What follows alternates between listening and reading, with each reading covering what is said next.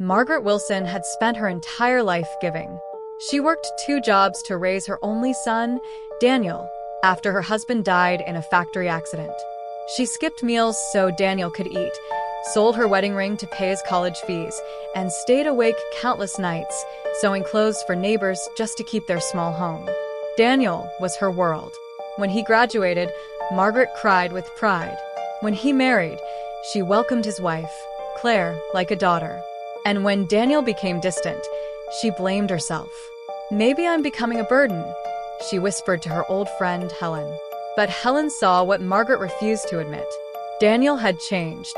He no longer visited unless he needed money. He avoided eye contact and grew irritated whenever Margaret spoke about the family farmhouse and her savings. One rainy afternoon, Margaret overheard Daniel speaking on the phone. "She's worth over $3 million, he said quietly. "The insurance, the house, the land. Once everything is transferred, we'll never have to work again." Margaret froze. She wanted to believe she had misunderstood. The next week, Daniel insisted she take a relaxing trip to a remote cabin in the mountains. He said she needed rest and fresh air. Margaret, longing to reconnect with her son, agreed.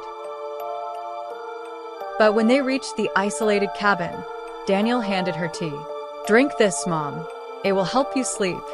Margaret took one sip and immediately felt dizzy. Through blurred vision, she saw Daniel searching through her purse. Her heart shattered. With the last of her strength, she stumbled into the bathroom and locked the door.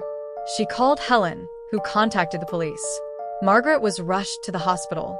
The doctors confirmed that Daniel had laced the tea with sedatives. Margaret survived. But at Helen's urging, she kept her survival a secret. The police were building a case, and they needed Daniel to believe she was dead. 2 days later, Daniel filed paperwork declaring his mother deceased after an accidental overdose.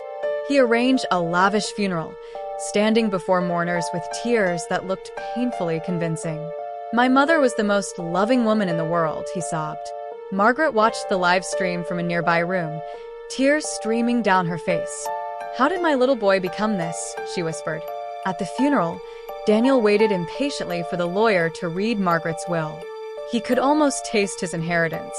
The church doors suddenly creaked open. Gasps filled the room. Margaret Wilson, dressed in black and leaning on a cane, walked slowly down the aisle. Daniel turned pale. The flower arrangement slipped from his hands. "Mom," he stammered. Margaret looked directly into her son's eyes. "Yes, Daniel. The dead woman has arrived." The mourners sat in stunned silence. Margaret stepped to the front beside her attorney. "My son tried to drug me, declared me dead, and planned to steal everything I worked for." Daniel fell to his knees.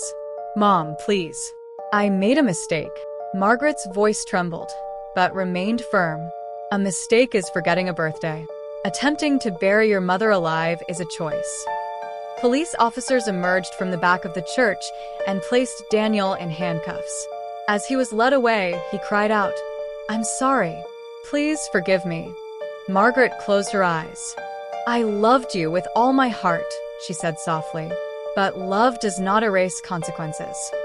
Weeks later, Margaret changed her will. She donated most of her wealth to orphanages, shelters, and scholarship funds for single mothers. Helen received the farmhouse. Daniel inherited $1 and a handwritten note. "I gave you everything. You chose greed over love. I hope one day you understand what you lost."